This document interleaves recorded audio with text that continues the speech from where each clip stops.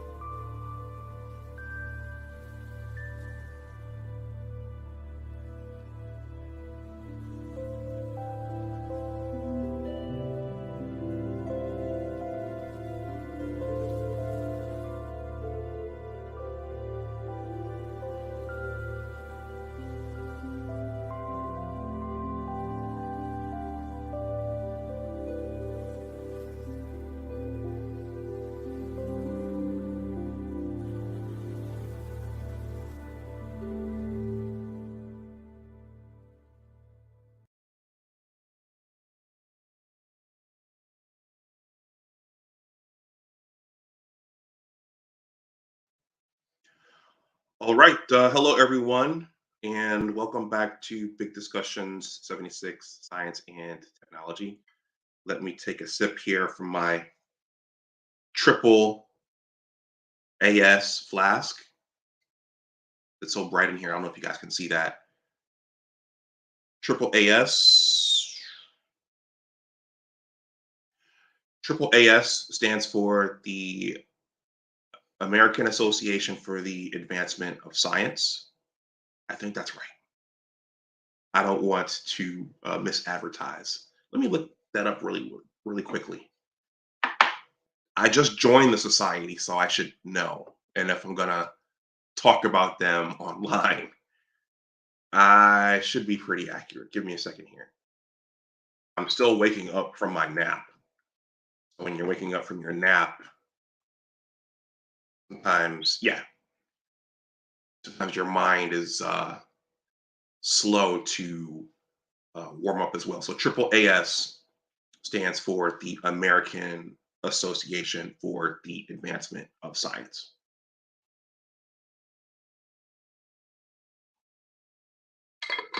All right, everyone.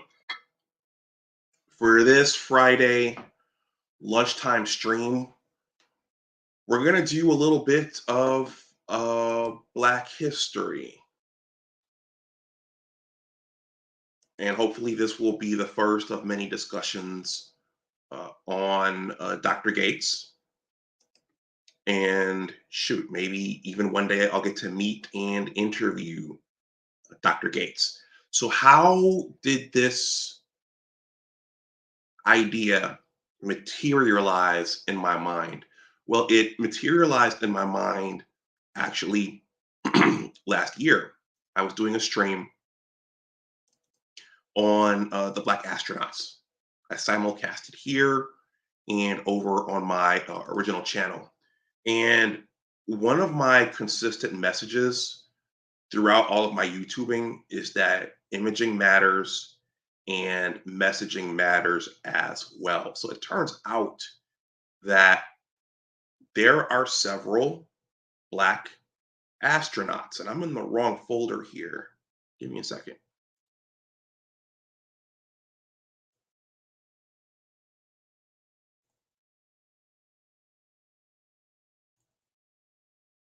There we go.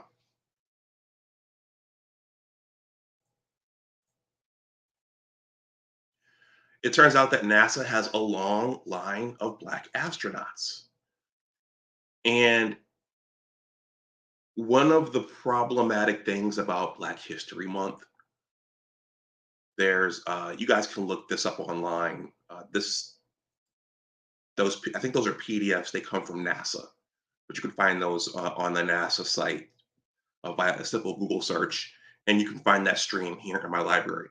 But one of the problematic things about Black History Month, other than the fact that it is the shortest month of the year, is that it seems like the same individuals are trotted out in front of us.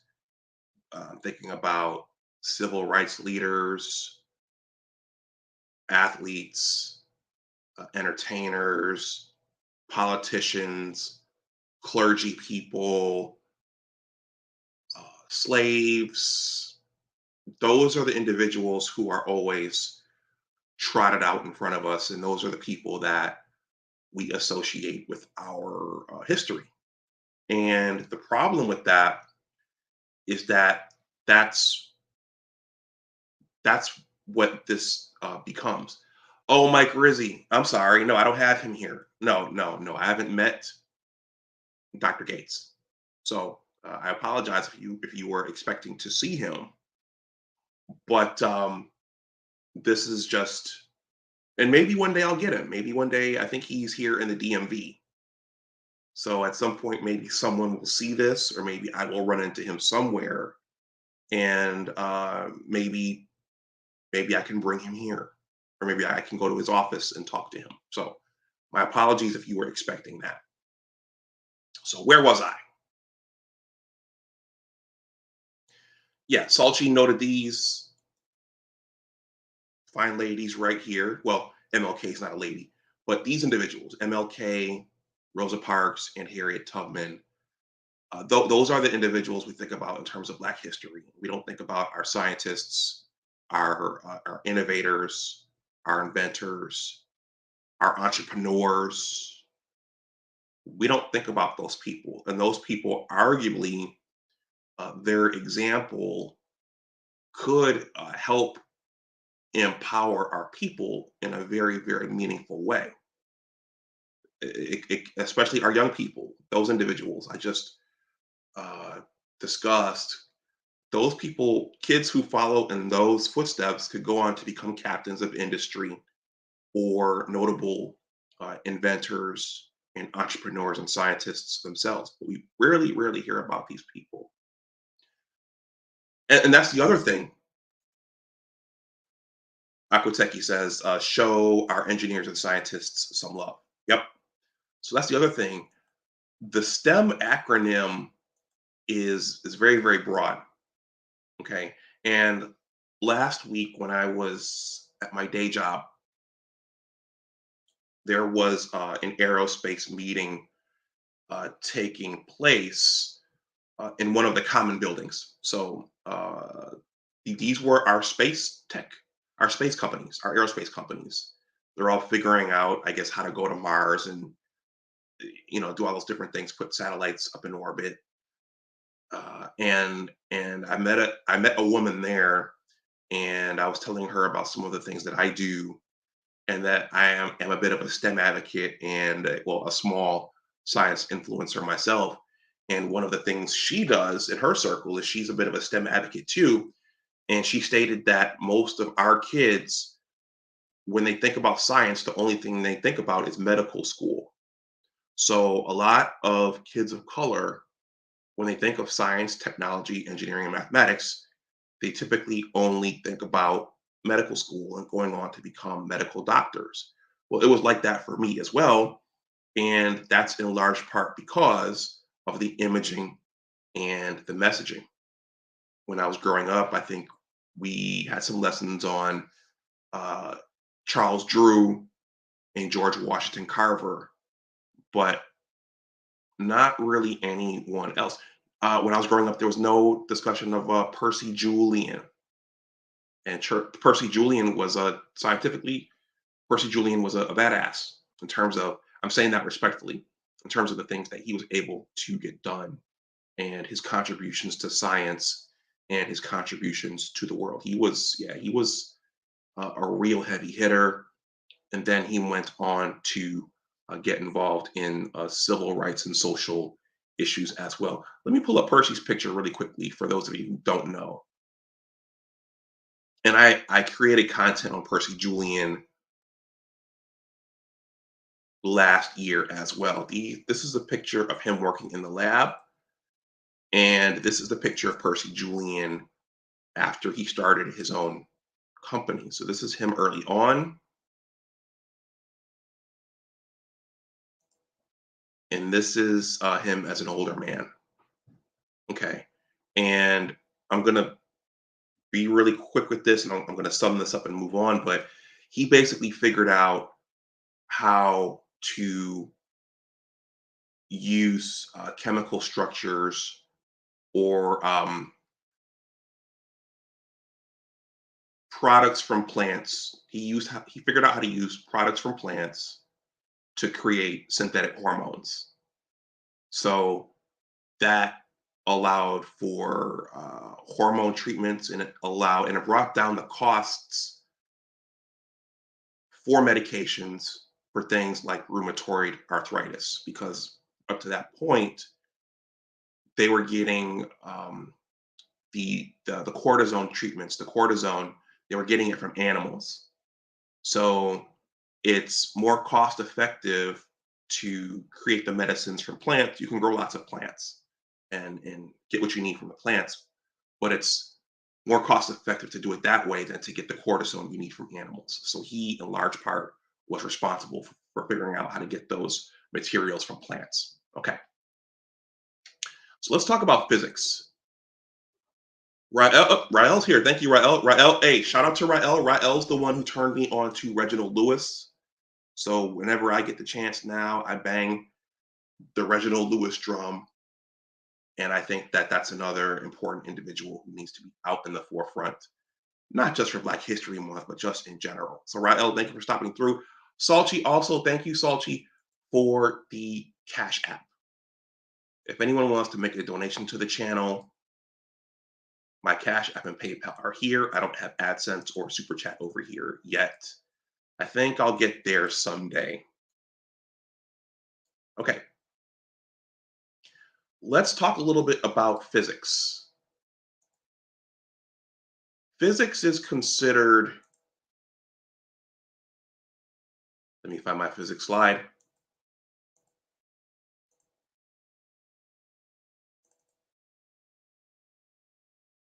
I'm sorry, I don't have all these queued up, everyone, but just bear with me. It's a gray, rainy Friday here.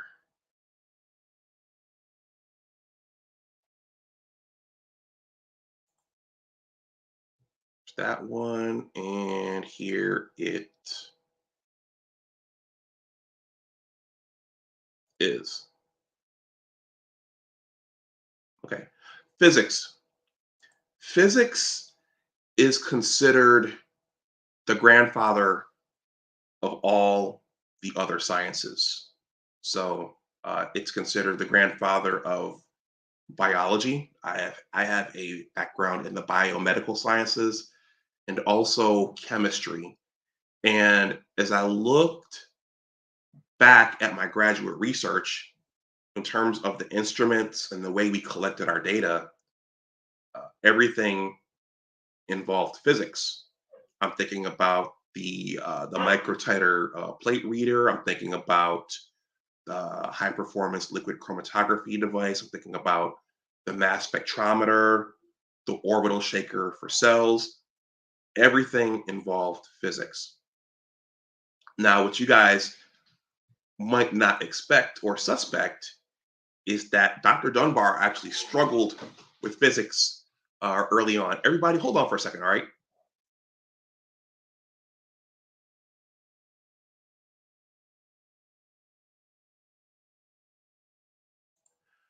All right.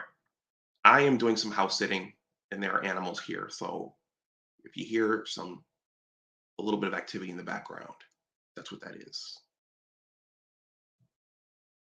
Anyway, so I struggled with physics early on in high school. I attended our city's lone technical high school.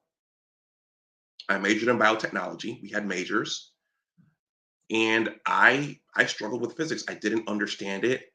Most of you know that I am working on a book project. It's a narrative story about what sports uh, can teach young people about life, success, and failure going forward. And in my junior year, I had to take physics, and I didn't get it right away. Physics is a quantitative science. There are all kinds of formulas, and there are all kinds of principles that you have to understand. And if I recall correctly, I remember my father telling me that physics is a different way of looking at the world. So, and you need a really good physics teacher. I think if you have a dry physics teacher, someone who's just reading out of the textbook and just giving you the formulas, and you don't understand what's going on, you're not really good at math, you're going to struggle. But if you have a really good physics teacher who can uh, give examples for things and show you the real world applications, you can do really well.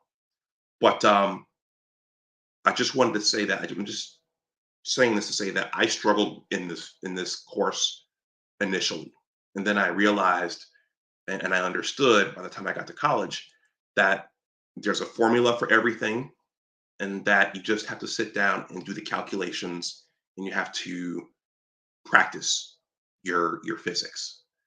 I actually wrote a blog post about this because I did some tutoring a couple of years ago, mostly in AP and IB chemistry, but I did do some physics as well. And that's my father's quote right there, which says that physics is a different way of looking at the world. It is a quantitative science, and so there are a lot of calculations involved. Okay. And for those of you who don't know, if you have someone in your circle who thinks they want to go to medical school, physics is also what we call a gatekeeper course. Okay. So at the undergraduate level,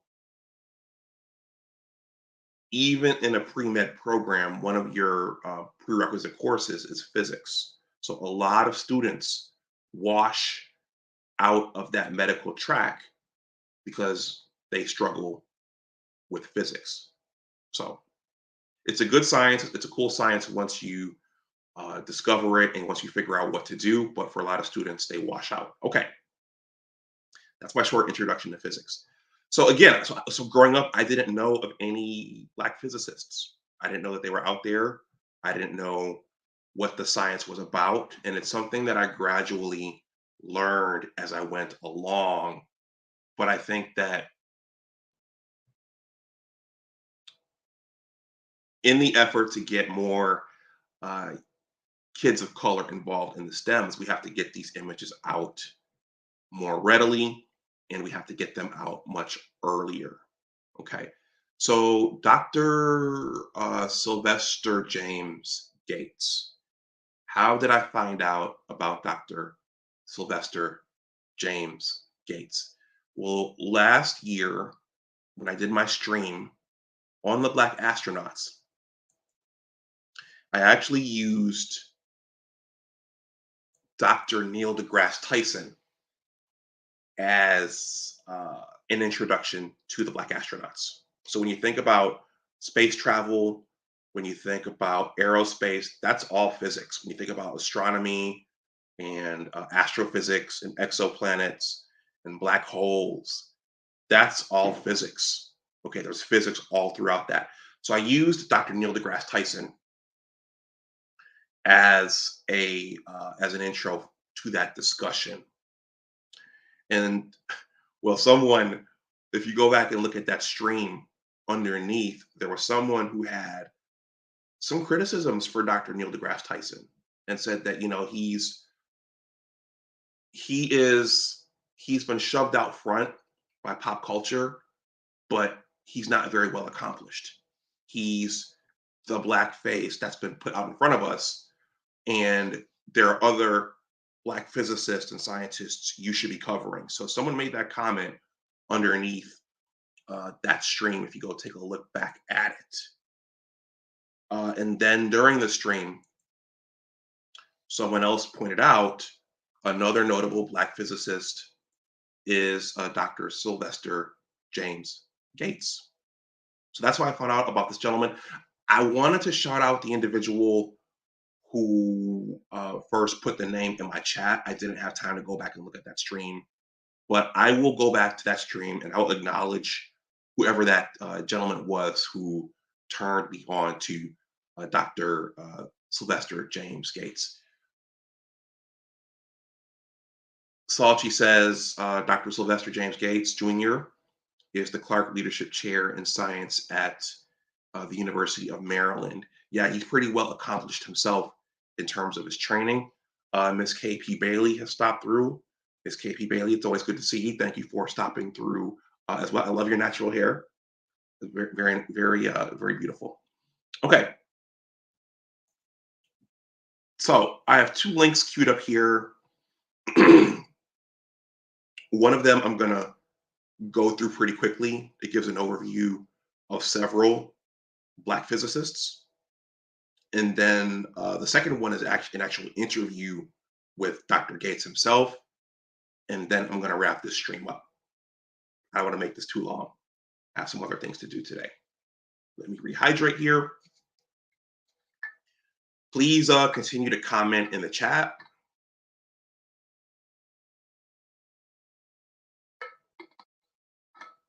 Let me know what you think. Let me know if you have questions. To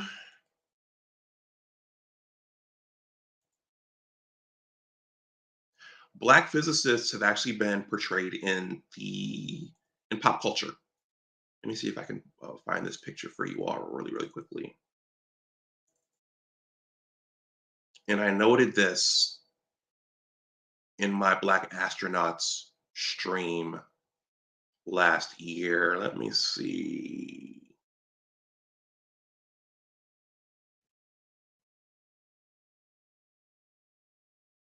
If there's one,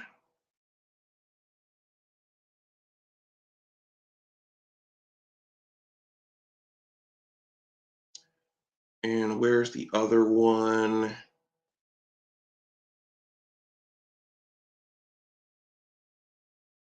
Where's the other one? There it is. Oh, I have too many files in here. Let me get rid of one. Let's get rid of these two. Again, when you're thinking about physics, physics is so abstract, and it's important for people when you're thinking about this science to think about visuals and real world applications, which is why I'm showing these images.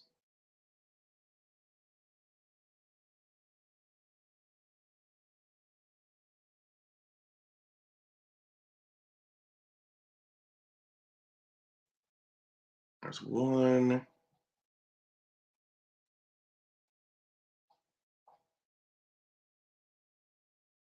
and two.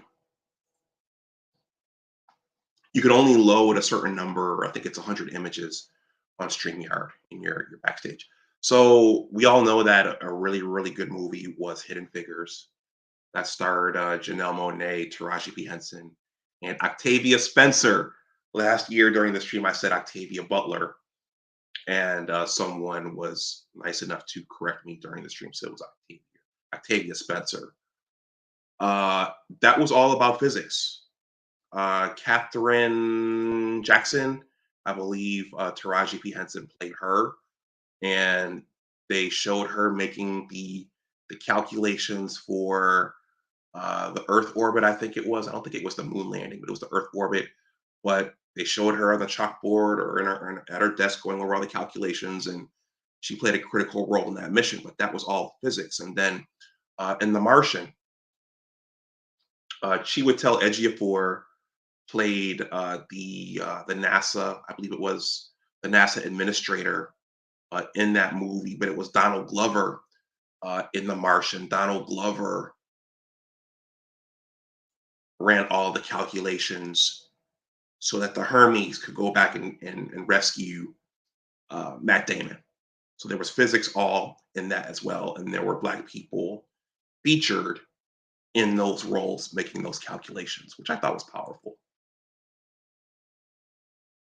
Yeah, yeah, Akoteki. So they have the same first name, so it's really easy to mix them up. Octavia Butler, Octavia Spencer. Okay. Let's see. So the Black Physicists.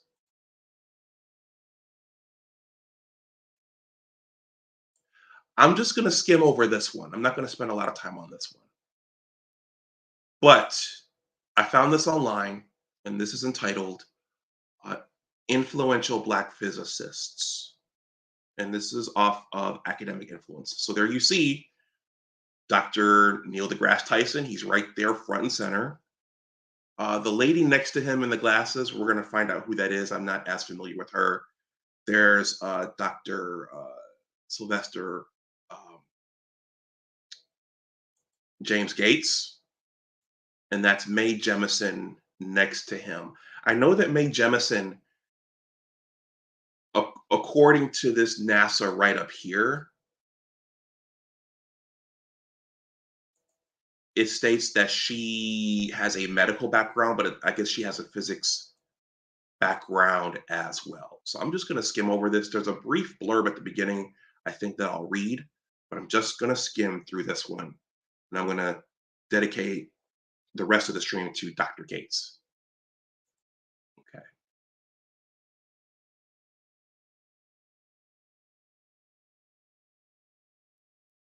Okay.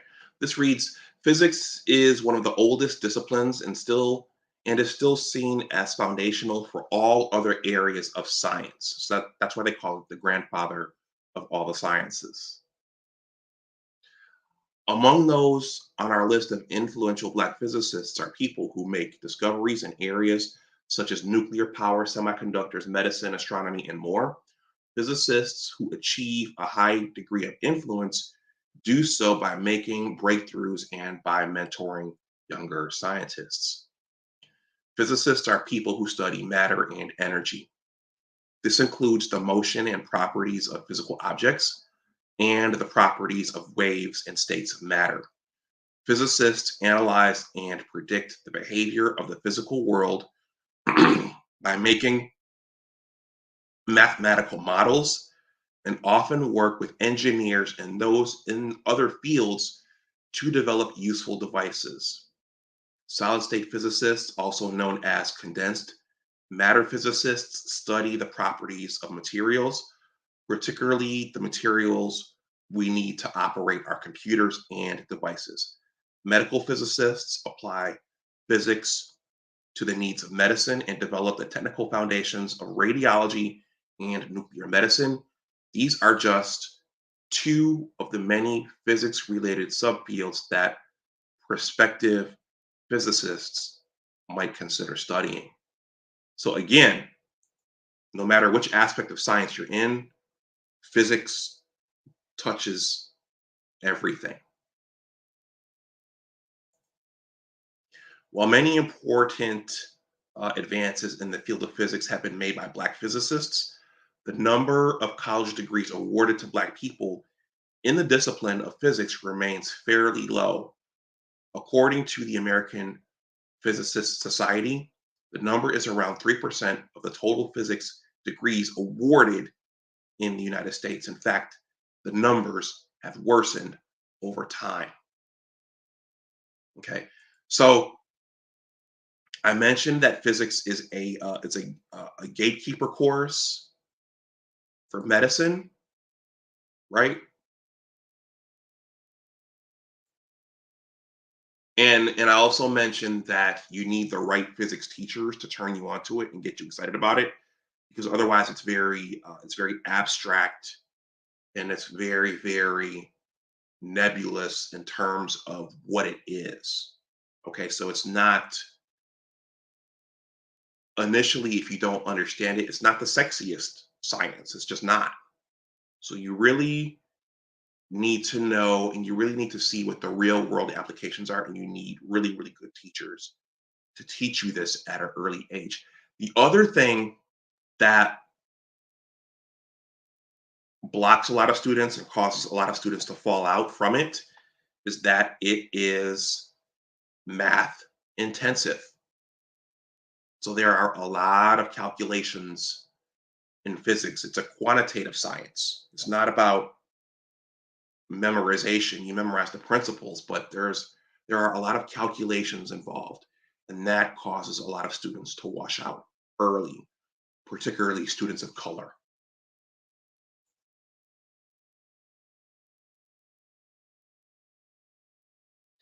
DeGrasse Tyson said it was belittling to be known as a Black physicist. He doesn't respect that title. That's a good point. Salchi says, I know he is a fictional character, but Blue Marble holds a PhD in theoretical physics. I think Black Panther, I think T'Challa in the Black Panther had a background in it as well. I'm going to go back to Mike Rizzi's point. Yeah, a lot of Reginald Lewis was the same way. A lot of Black professionals, they don't want to be identified as the Black uh, business owner or the Black physicist. In basketball, the late John Thompson, who coached Georgetown, he didn't want it to be that big a deal that he was the first Black coach to win a national championship. So that's something that cuts across all disciplines. When people arrive, they don't want to be the first Black so and so. And that's understandable. You just want to be one of your peers. You want to mix in with your peers. So I understand that. Engineering Cannabis, thank you for stopping through.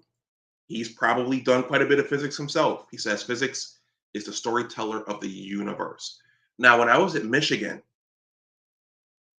doing my PhD in pharmacology, I actually knew two Black doctoral candidates. I'll just call them Bo and John. Yeah, Bo and John. They were older than me, but they were there and they were in physics. And I never forgot that. And I thought it was fascinating that they were doing their PhDs in physics. I don't know exactly what their projects were on, but I did know two Black physics PhD candidates. Okay, let's move on.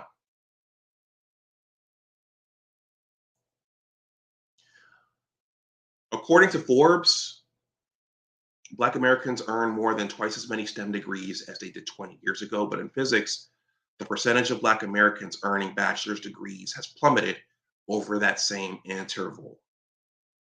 To discover the reason behind the lack of Black representation in the field of physics, the American Institute of Physics developed a task force called Team Up and conducted their own study of the phenomenon. The task force identified six major findings and developed recommendations to help boost the number of Black physicists. Essentially, a sense of belonging and a supportive environment were two missing pieces to the puzzle. The report calls for action at every level to affect real positive change. Okay, maybe that's something I'll unpack in another stream myself, these six major findings. But certainly, when you hear about the sciences and the STEMs, one of the things that always comes up is the feeling of belonging and and a supportive environment. Okay, and I think a part of that is just not knowing that your people have done this before, and so you get to the University of Michigan and Stanford and MIT, and you just, I guess some students feel like they don't belong if they get that far ahead. But again, this is a quantitative science, it's math intensive, and I think a lot of kids wash out because of that myself, personally. Okay, that's as much of that as I'm going to read. I'm going to skim through the people that they highlighted. This link is below in the description box in case you want to read it for yourself. So these are individuals that they highlighted in this piece. I'm going to go over this quickly. So this is George Edward Alcorn Jr.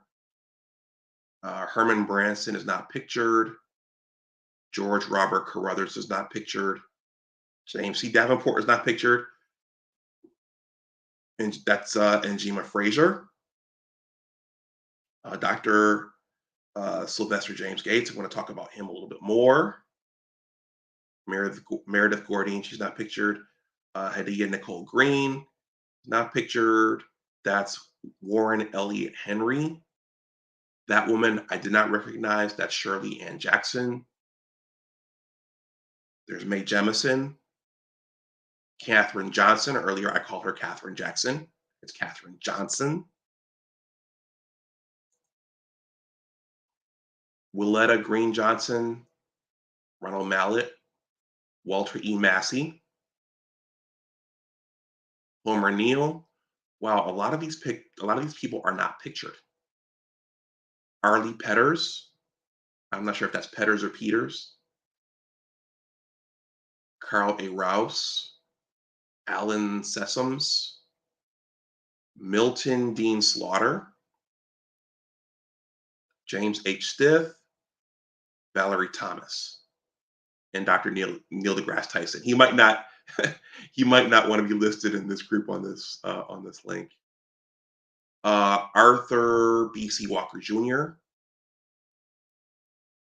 J. Ernest Wilkins Jr. Okay. So those are individuals who are highlighted in this piece. I'm going to go back to Dr. Gates, and then we're going to zero in on him for the remainder of this stream.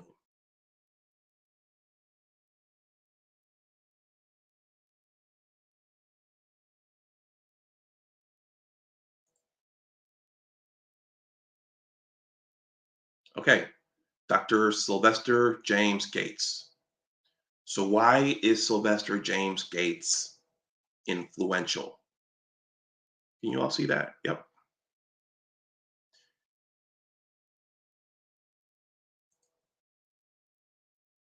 This is according to Wikipedia. In blogging circles, Wikipedia is not considered a reliable source, but we'll ride with this for now. Okay. Sylvester James Gates Jr., known as S. James Gates Jr. or Jim Gates, is an American theoretical physicist who works on supersymmetry, supergravity, and superstring theory.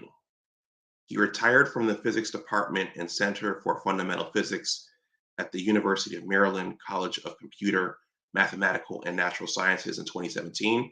He is now the Brown Theoretical Physics Center Director, the Ford Foundation Professor of Physics, Affiliate Professor of Mathematics, and Watson Institute for International and Public Affairs Faculty Fellow at Brown University. He was a University of Maryland Regents Professor and served on former President Barack Obama's Council of Advisors on Science and Technology. Okay, so that is from that. And I have a piece here, an interview piece here with just him. Salchi says, after saluting engineering cannabis, he says the knowledge for higher skilled jobs slash careers need to be cultivated at a young age, preferably before the child is 5 years old. Okay, and engineering cannabis says a physics PhD is highly theoretical with lots of mathematical theory and applications. Yeah, so you can see why a lot of kids would fall off this track early. I was watching a stream on Patrick Bet David's Valuetainment yesterday or the day before, and he was talking to an Asian gentleman who was talking about how Harvard is discriminating against Asians because they're overqualified, and Harvard is looking to keep its student body reflective of the general population. That's a controversy at a lot of institutions now. You guys can let me know what you think about that, about artificially keeping a student body reflective of the actual population. In this instance, Asians are, I don't want to stereotype, but those of Asian descent,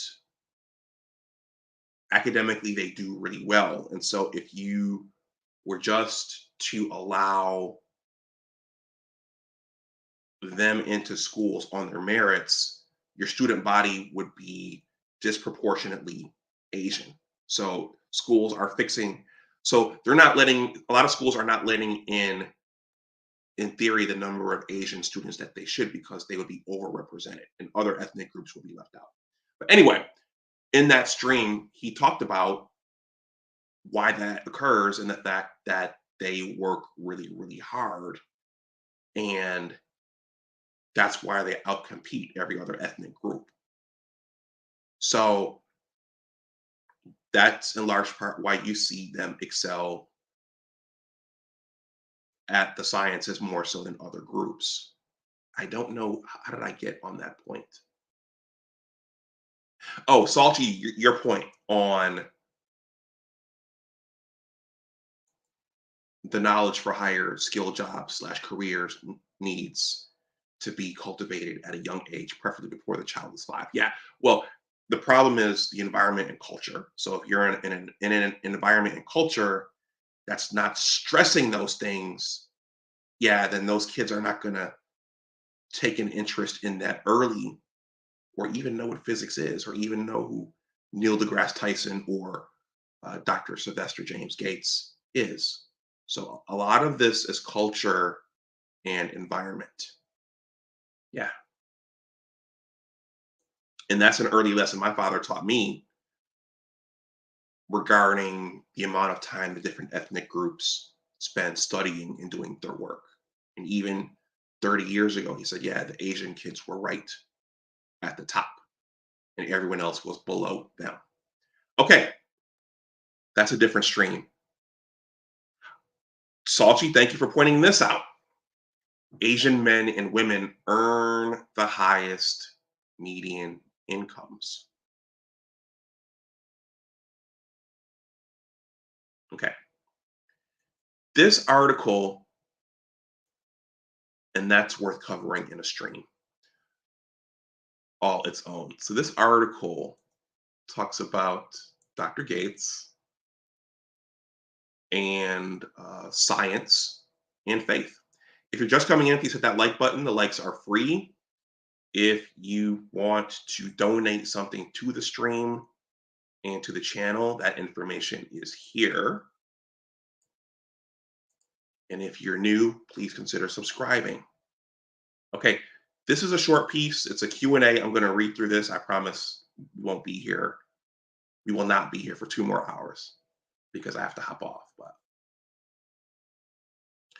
this is entitled Why Theoretical Physicist Sylvester James Gates Sees No Conflict Between Science and Religion.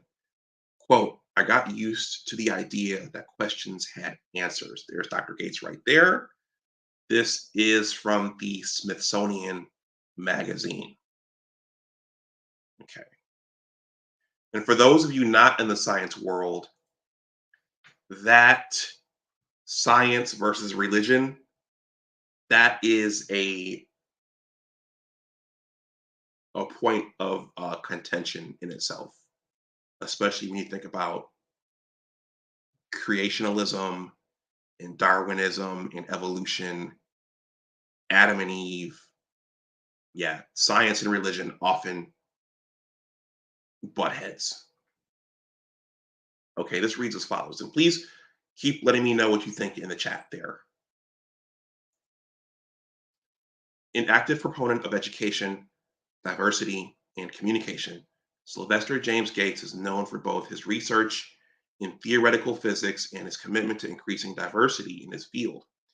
Gates is the John S. Toll Professor of Physics at the University of Maryland, College Park, where he studies the fundamental nature of our universe through the lens of supersymmetry, a theory that predicts twice as many fundamental particles as the standard model and could be the next step towards a grand unified theory.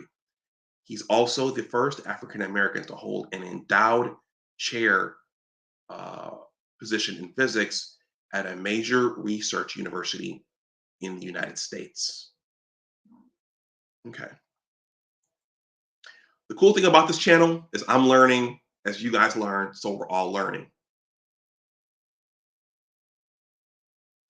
Akuteki says, creation versus evolution, almost as bad as talking about politics or climate change or yeah, any of that. Yeah, it gets very contentious. Gates has degrees in both physics and mathematics from the Massachusetts Institute of Technology. So, just like going to the Wharton School of Business at the University of Pennsylvania is big for people in the business world, attending MIT is a big deal for individuals in the science world. And he attended MIT. Not too shabby. Gates has degrees in both physics and mathematics from MIT, where he remained to earn his PhD also in physics. He received the Public Understanding of Science Technology Award by the American Association for the Advancement of Science in 2006 and was a member of the Maryland State Board of Education from 2009 to 2016. In 2009, President Barack Obama appointed him to the President's Council of Advisors on Science and Technology.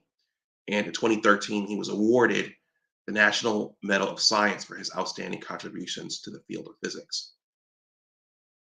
In addition to his work in academia, Gates often speaks publicly about the complementary nature of faith and science in contrast to their perceived opposition to each other.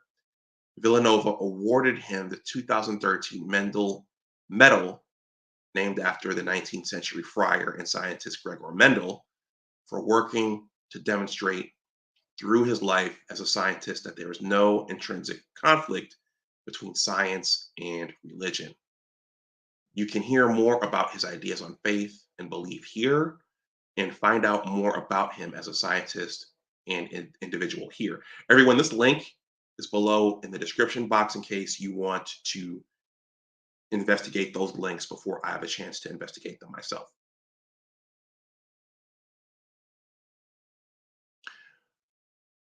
Engineering Cannabis says the area of physics is a diverse field. They are in finance, economics, space, energy, health, and many more. Salchi says science is the observation slash study of what is. The arguments between science versus religion are ridiculous. That's a good point, Salchi. And that also, well, I won't get into that now. So, how did you get interested in science? When I was 4 years old, my mother took me uh, to the movie Spaceways. It was the first movie I ever remember seeing, and it was about a space traveler. It was about space travel and astronauts. It was such a strange combination of adventure, a love story, and a murder mystery. But it was the part about space travel that really captured me. That's when I began thinking about science. Were you one of those kids always trying to figure out how things work? Yes, that's certainly true. There was lots of evidence going back to the time I was 4 that I was that kind of child. My father used to tell stories about how he would bring toys home and I would take them apart trying to see what's going on inside. My brother did a little bit of that too. I just played with the toys. Did an interest in math and science run in your family? It didn't really come from my family, but I guess you could say it was nurtured by them. Like a lot of children, when I had questions, I would go to my dad. My dad could always answer my questions, no matter what they were, no matter how far afield. When I became an adult, I reflected on that and thought how odd that was because my dad never finished high school. He got his GED, the equivalency. I remember once asking him, Dad, do you remember me as a kid asking a lot of questions?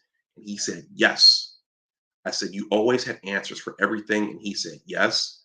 I said, How did you do that? And he said, What you don't remember, son, is if I didn't have an answer immediately, I would tell you, hold off, and I would go and get some resource. And in the next day or so, I'd come back and answer your question. So I got used to the idea that questions had answers. And while my father, I'm sorry, and while my father never had the opportunity to go to college, it was a deep desire he had as a young person. So he wanted to be an option. He wanted that to be an option for his children. At our household, at dinner time, the question was never, will you go to college? The question was, what college will you go to? Okay. So that right there, that's the power of parenting and guiding your children on their journeys. You aren't afraid to talk about faith, which is somewhat rare for a physicist. Why is that? My mother died when I was 11. Because of that event, I had a deep desire to settle questions about what happened to my deceased mother. That triggered in me a period of intense study about faith because I understood she was gone, but my question was, where did she go? For me, it wasn't just a matter of the physical. I had a strong sense that questions about souls and spirits were also valid to ask. I loved to read as a child, so the natural thing was to go off and start reading. I read all the the world's great faith-based traditions to try and answer my question. I started reading about Greek mythology, Roman mythology, Norse mythology, beliefs of the Mayans, Incas, Buddhism, Confucianism, etc. I think the most essential questions for human beings are questions like who am I? Where am I? What is happening? So this felt like a natural path of inquiry. Okay. So what I'm seeing here is that he was just a naturally curious person. Most scientists are. They don't just read about science, they read and try to absorb most things.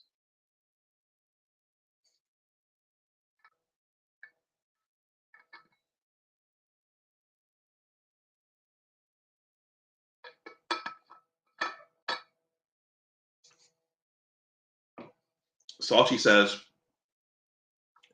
before I read this, I'm going to go back to this. I'm just going to say this is at the heart of the climate debate. Science is the observation slash study of what is. That statement right there, that's at the heart of the science debate. What are we observing versus what are the models telling us? Okay. And then Salchi says, Salchi, I appreciate you commenting.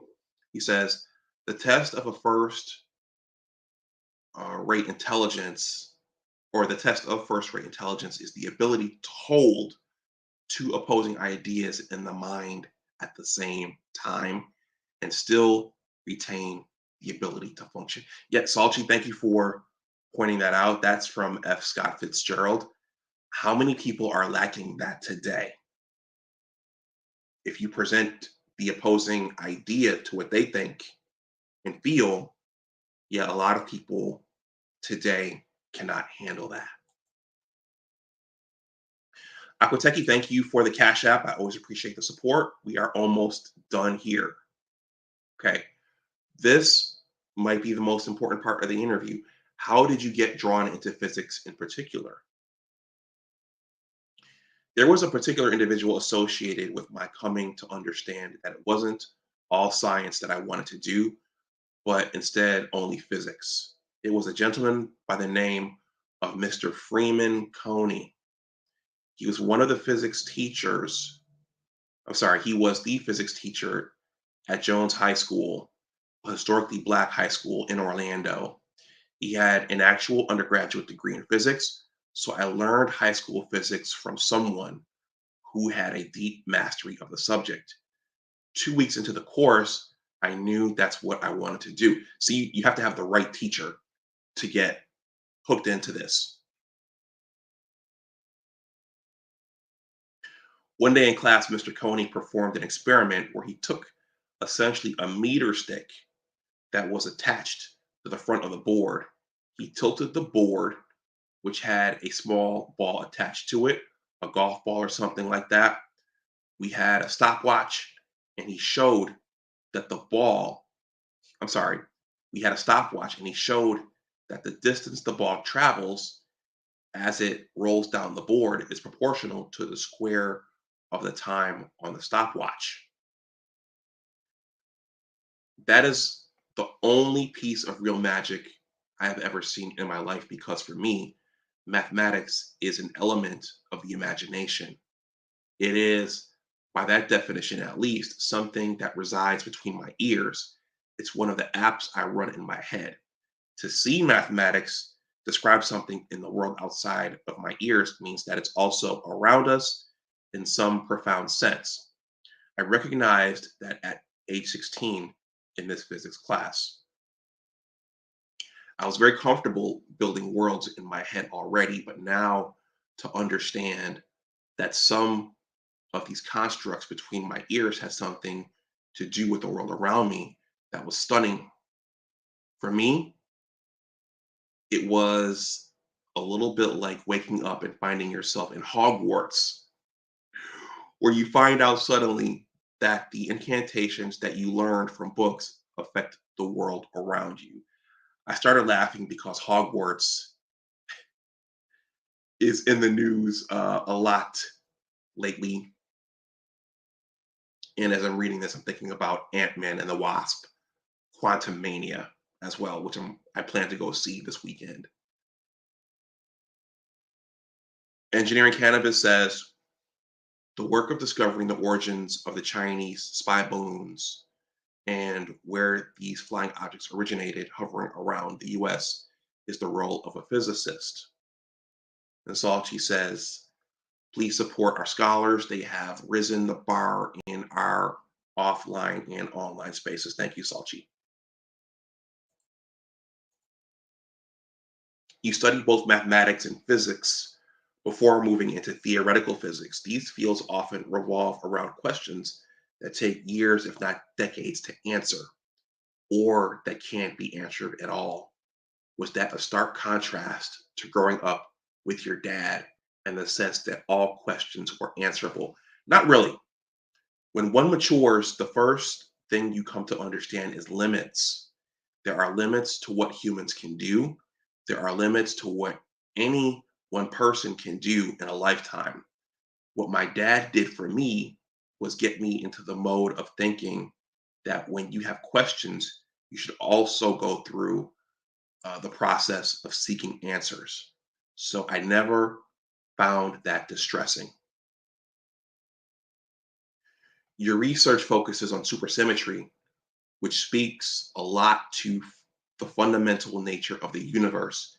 How did you end up specializing in this area?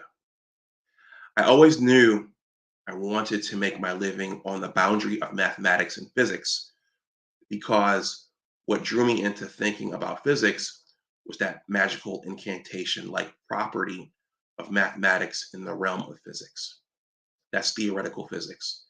Supersymmetry, a subfield of theoretical physics that I've now been working on for most of my life, was a very new idea when I was still in school. It was only about 2 or 3 years old in the Western physics literature. I wanted to distinguish myself from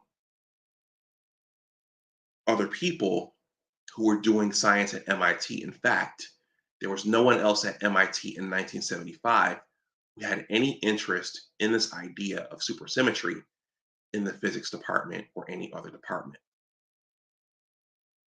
I was first drawn to it because of its mathematical structure. The mathematics is unlike anything I had ever learned in graduate school up to that point.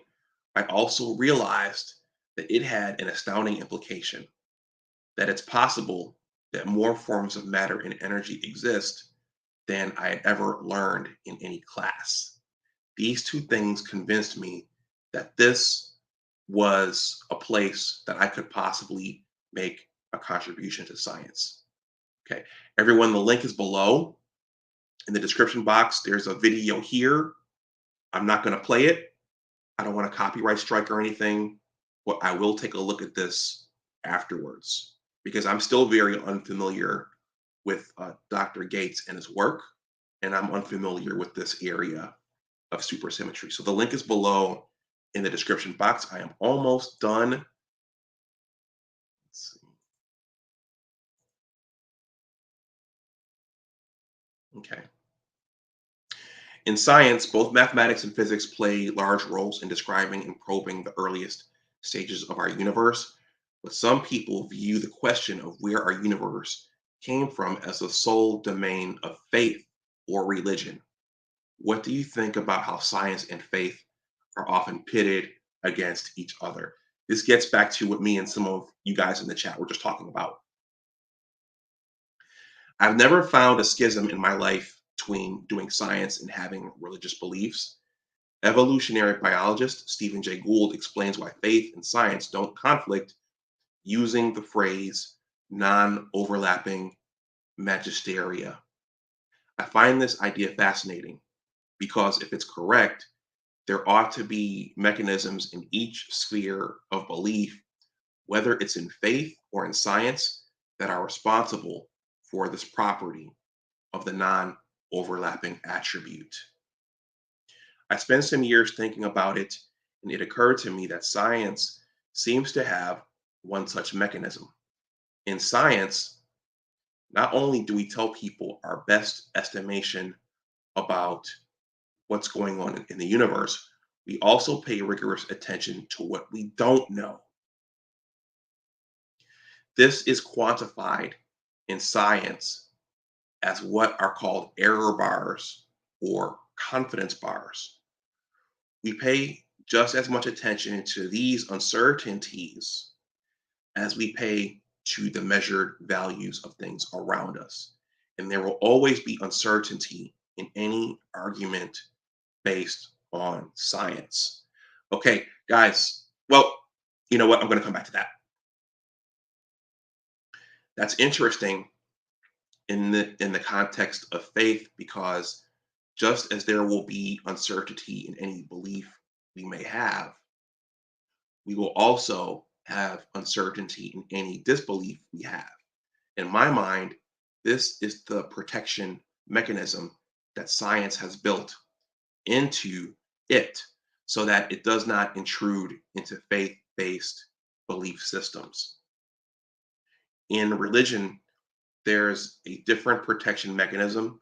St. Augustine, a Catholic saint, mind you, said that people of faith must recognize that when people talk about the natural world and honestly record and observe phenomena that are in opposition to their belief, it is their belief, it is their belief, it has to give way and not the other way around. In my mind, there's this beautiful symmetry about why Gould got it exactly right. They don't overlap. They're just very different things. I believe that both faith and science are essential for the survival of our species. This link is below in the description box.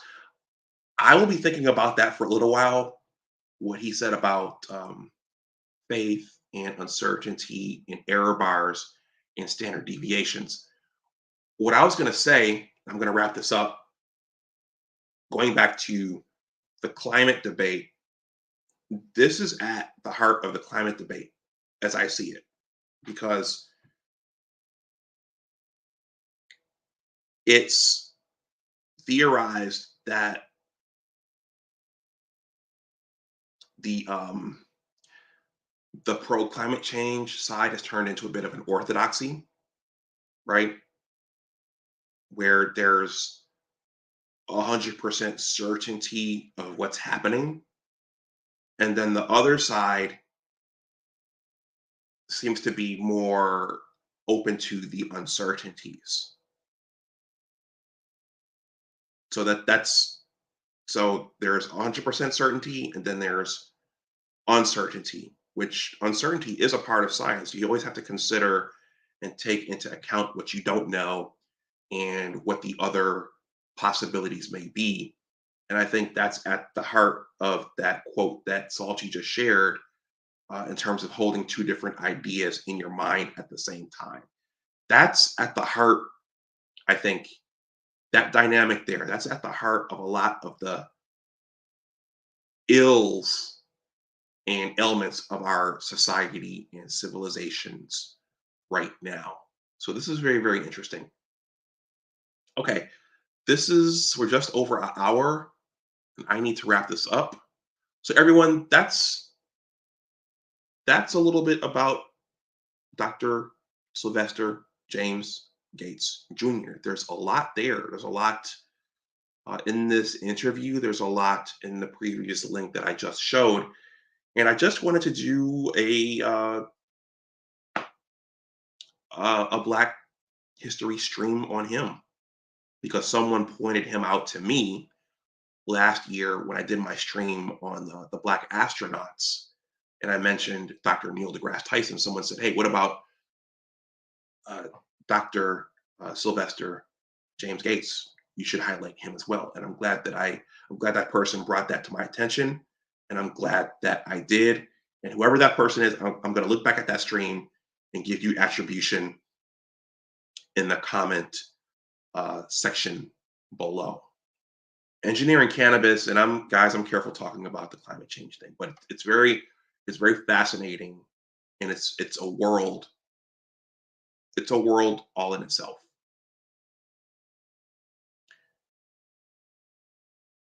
Engineering Cannabis says supersymmetry was the major subject in the show. Big Bang Theory. Okay, I didn't watch that show in a meaningful way, so the next time I watch it, I'll have to take a look and look for that. And he says climate change and the arguments are really based on mathematical models, and these models take into account of uncertainty and error. Do you mean they do or they don't? That read kind of. So you're saying the models do take into account uncertainties and errors. Okay, I think that's what you're saying. Okay. Well, one of the major arguments in that world and that fishbowl is, are the models giving us accurate predictions, or are our actual measurements, what we're actually measuring in the here and now, and what the historical records are telling us? Which one is more accurate, the models or the actual measurements and the historical record? But this stream is not about that. This stream is not about that. She, thank you for stopping through. We just did. We just had a discussion on Dr. Sylvester James Gates Jr., who is a theoretical physicist. So everyone, I'm going to wrap this stream up. Thank you to all of you who hung out in the chat. Thank you to Aquateki and Salchi for the generous cash apps. Those always help. And please, yeah, imaging and messaging matter. I did this one in honor of Black History Month, but this is information that needs to get out the rest of the year. How many kids could benefit from hearing about this gentleman and hearing about what I just read and hearing about how he got to where he is? How many kids could benefit from hearing about that as opposed to the things that they're normally exposed to? How many families, how many Black families talk about the things Dr. Gates mentioned in that interview? How many families talk about that over Thanksgiving or Christmas dinner or at family reunions? No, a lot of families are talking about the president and politics and pop culture and Rihanna's Super Bowl performance. Those are things that we talk about. We need to work in some of these other things.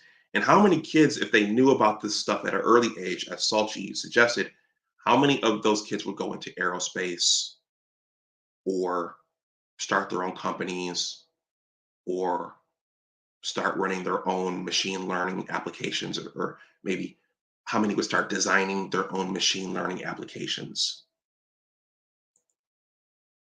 How many?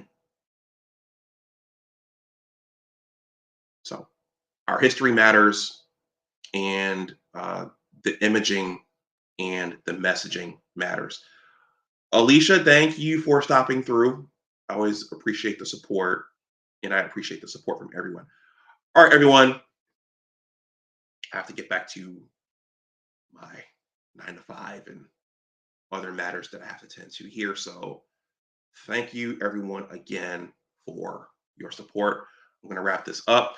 If you're watching on the playback, please consider joining my newsletter. I am a writer working on a book. For my newsletter, this link is below in the description box. There's a 2-paragraph greeting. You just hit that button there and it takes you to this field. And you enter in your email address, and then you are a part of the club. So, and and yeah, I'm going to show this again because our stories matter. So this is my book project, The Engineers.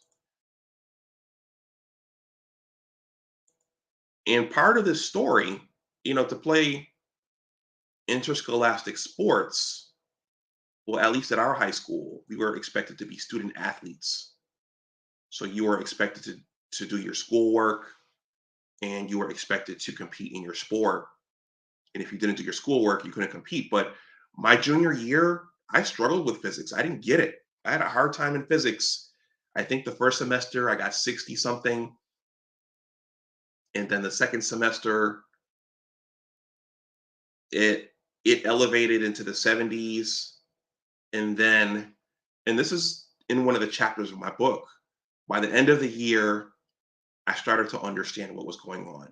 We were explaining the physical world around us, and there was a formula for everything, whether it was mechanics, whether it was inertia, whether it was momentum or impulse. I realized that there was a formula for everything. This is beginner.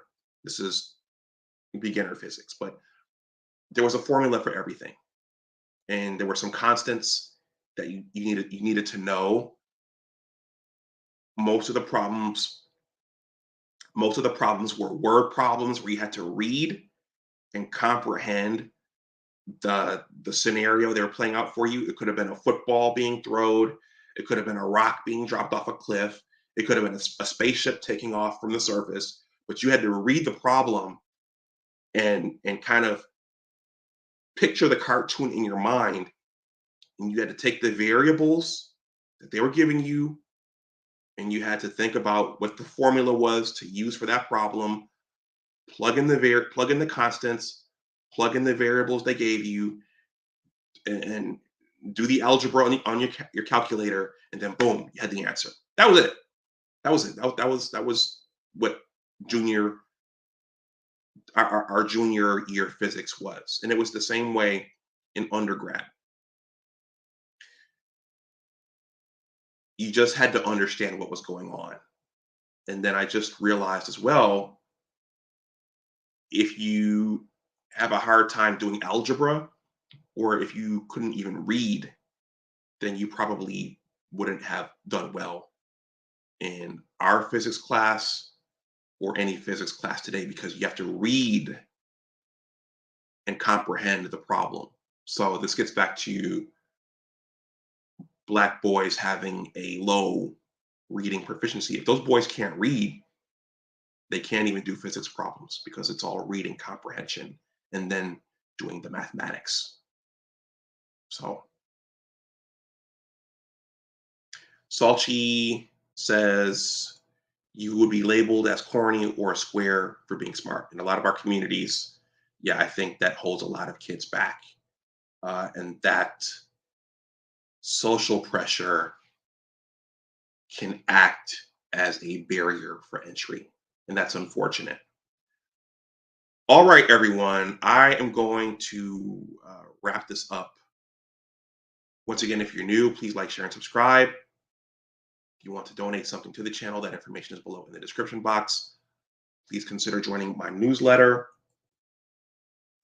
As always, remember that your attitude determines your altitude. Always try to do your best. Take care, and I will talk to you the next time. Bye bye.